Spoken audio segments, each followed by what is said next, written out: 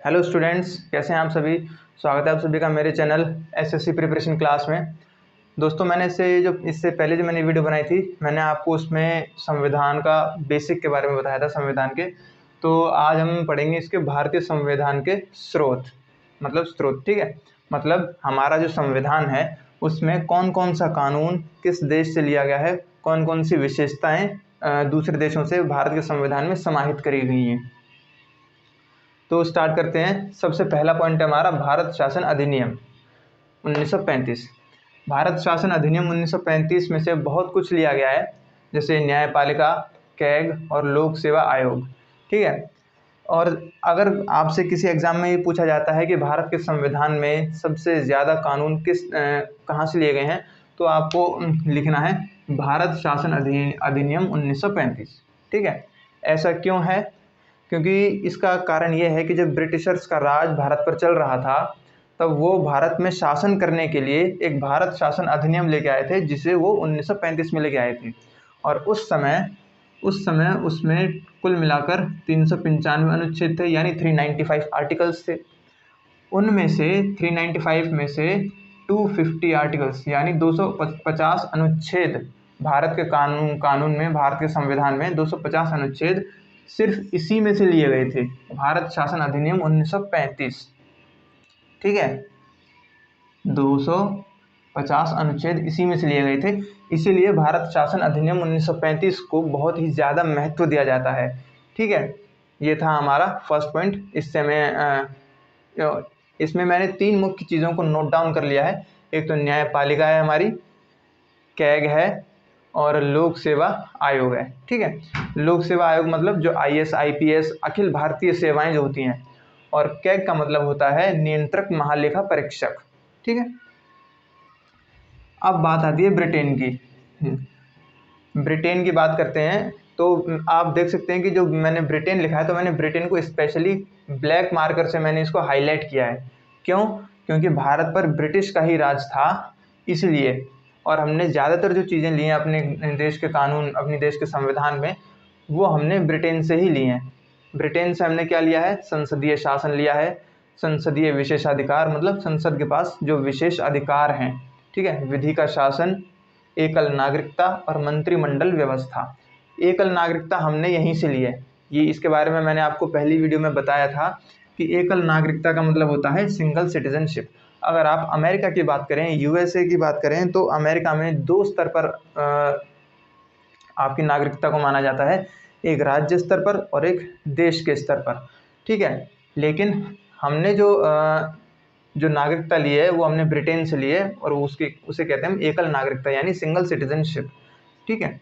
संसदीय शासन मतलब संसद किस तरह से शासन करेगा, ठीक है ना। संसद किस तरह से शासन करेगा, राज्यसभा होगी, लोकसभा होगी और राष्ट्रपति होगा। इन तीनों से मिलकर संसद का निर्माण होता है, ठीक है ना। और संसद के पास कुछ विशेष अधिकार भी होते हैं। वो कौन, ये वाला पॉइंट एक अनुच्छेद के तहत है। इसमें बहुत सारे अनुच्छेद हैं, वो मैं आपको अगली वीडियो में समझाऊंगा, नेक्स्ट वीडियो में, ठीक है, कि संसद के पास कौन कौन से विशेष अधिकार होते हैं, है ना। अब बात करते हैं यूएसए की। यूएसए की मतलब यूनाइटेड स्टेट्स ऑफ अमेरिका। यहाँ से हमने लिए हैं मूल अधिकार, न्यायिक पुनरावलोकन, संविधान की सर्वोच्चता, निर्वाचित राष्ट्रपति पर महाभियोग। इनमें सबसे मेन माना जाता है न्यायिक पुनरावलोकन। न्यायिक पुनरावलोकन का क्या मतलब होता है? न्यायिक पुनरावलोकन का मतलब होता है कि जैसे राष्ट्रपति, जैसे राज्यसभा और लोकसभा से कोई कानून पास होता है, तो जो हमारे देश का जो सुप्रीम कोर्ट है, वो संसद में से जो कानून पास होके जाता है, तो हमारे जो सुप्रीम कोर्ट है उसके पास ये अधिकार है कि वो इस कानून की जांच कर सकता है, इसकी जांच पड़ताल कर सकता है, इसको देख सकता है, ठीक है। इसे कहते हैं न्यायिक पुनरावलोकन। और ये हमारा दूसरा पॉइंट है इसमें, संविधान की सर्वोच्चता। संविधान की सर्वोच्चता का मतलब क्या है? मतलब हमारा देश है भारत, उसमें सबसे सर्वोच्च कौन है? संविधान, है ना। सबसे बड़ा संविधान माना जाता है। और संविधान का स्रोत कौन है? हम भारत के लोग, ठीक है, हम भारत के लोग। और ये लिया है हमने मूल अधिकार। मूल अधिकार मतलब मौलिक अधिकार। वर्तमान इससे पहले की वीडियो में मैंने आपको बताया था कि पहले हमारे पास 7 मौलिक अधिकार थे, लेकिन उनमें से एक मौलिक अधिकार को समाप्त कर दिया गया, वो था संपत्ति का अधिकार। तो अब हमारे पास 6 मौलिक अधिकार रह गए हैं, जो कि हमारे अनुच्छेद 12 से 35 तक, ठीक है। अनुच्छेद 12 से 35 तक हमारे मौलिक अधिकार हैं। जब भारत में आपातकालीन की स्थिति उत्पन्न होती है, तो सभी अधिकार जो हैं, मौलिक अधिकार, वो समाप्त हो जाते हैं। केवल एक मौलिक अधिकार रह जाता है, वो होता है हमारा जीवन का मौलिक अधिकार, ठीक है। वो हमारा समाप्त नहीं हो सकता। अब है ये वाला पॉइंट, निर्वाचित राष्ट्रपति पर महाभियोग, ठीक है।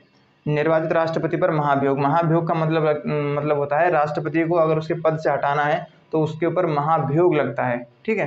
राष्ट्रपति को हटाने की ये प्रक्रिया होती है। अब बात करते हैं हम कनाडा की। पॉइंट 4, संघात्मक व्यवस्था, शक्तियों का विभाजन, अवशिष्ट शक्तियां केंद्र के पास। जो कनाडा है, हमने उससे ये 3 चीज़ें ली हैं। संघात्मक व्यवस्था मतलब जो संघ है उसकी व्यवस्था कैसी होगी, शक्तियों का विभाजन, शक्तियों का विभाजन किस प्रकार से किया जाना चाहिए, ठीक है। मतलब केंद्र के पास कौन सी शक्तियाँ होंगी, राज्य के पास कौन सी शक्तियाँ होंगी, अवशिष्ट शक्तियों का केंद्र के पास।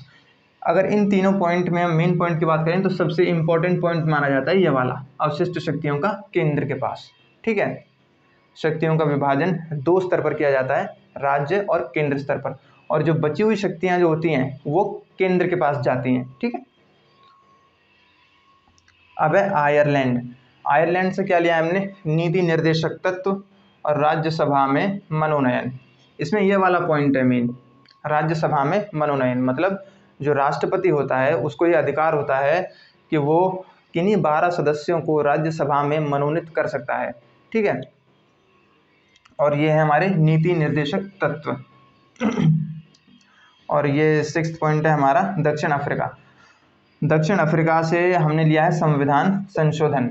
मतलब संशोधन का मतलब होता है कि जैसे कोई कानून है उसमें कुछ नई चीज़ें जोड़नी हो, ठीक है ना, संशोधन करना हो, इसको इंग्लिश में अमेंडमेंट बोलते हैं। तो ये होता है हमारा अनुच्छेद 368 में, अनुच्छेद 368 में, यानी 368, ठीक है। इसे हमने दक्षिण अफ्रीका से लिया है। और फ्रांस से लिया है हमने समानता, स्वतंत्रता, बंधुत्व और गणतंत्र, ठीक है। जब फ्रांस में क्रांति चल रही थी तो ये समानता, स्वतंत्रता और बंधुत्व, ये 3 शब्द थे जो बहुत ही ज़्यादा प्रसिद्ध हुए थे, ठीक है। तो फ्रांस से हमने लिया है समानता, स्वतंत्रता, बंधुत्व और गणतंत्र। ऑस्ट्रेलिया से क्या लिया हमने, समवर्ती सूची, संयुक्त अधिवेशन। ये दोस्तों आप यहाँ पे देख सकते हो कि ये समवर्ती सूची लिखी हुई है, लेकिन इसके अलावा 2 सूची और भी होती हैं, वो भी हमने भारत शासन अधिनियम 1935 से लिए हैं, ठीक है। तो हमने यहाँ से संयुक्त अधिवेशन लिया है और समवर्ती सूची ली है। अब मुझे ये रफ करना पड़ेगा क्योंकि इसके आगे भी कई पॉइंट्स हैं जो मुझे आपको समझाने हैं।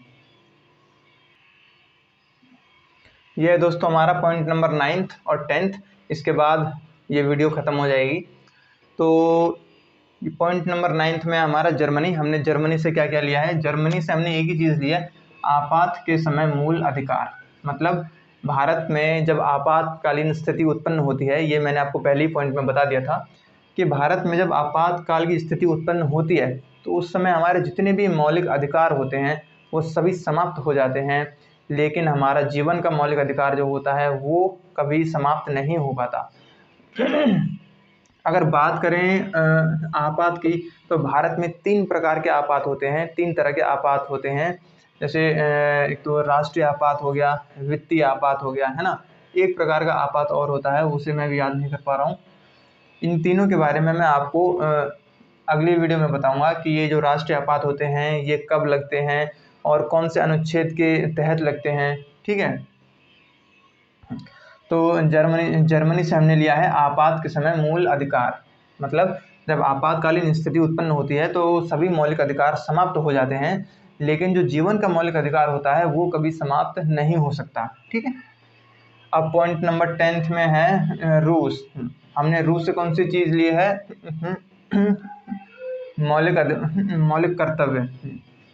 रूस से हमने मौलिक कर्तव्य लिए हैं। मतलब हमें 11 मौलिक कर्तव्य हैं मिले हुए हैं जो हमने रूस से लिए हैं, लेकिन इसको हमने लिया नहीं था। इसको लिया तो था, लेकिन इसको हमने 42वें संविधान संशोधन 1976 में जोड़ा था। 42वां संविधान संशोधन 1976 में जोड़ा गया था। ठीक है, तो रूस से लिया हमने मौलिक कर्तव्य। कुल मिलाकर हमारे पास 11 मौलिक कर्तव्य हैं। ठीक है दोस्तों, आज की वीडियो बस यहीं तक थी। इसके आगे का मैं आपको नेक्स्ट क्लास में समझाऊंगा। आई होप मेरा तरीका आप सभी को समझ में आया होगा। अगर समझ में आया है तो प्लीज़ वीडियो को लाइक करें, शेयर करें और सब्सक्राइब करें। मिलेंगे नेक्स्ट क्लास में, तब तक के लिए थैंक यू। नोट डाउन करना चाहे तो कर सकते हैं।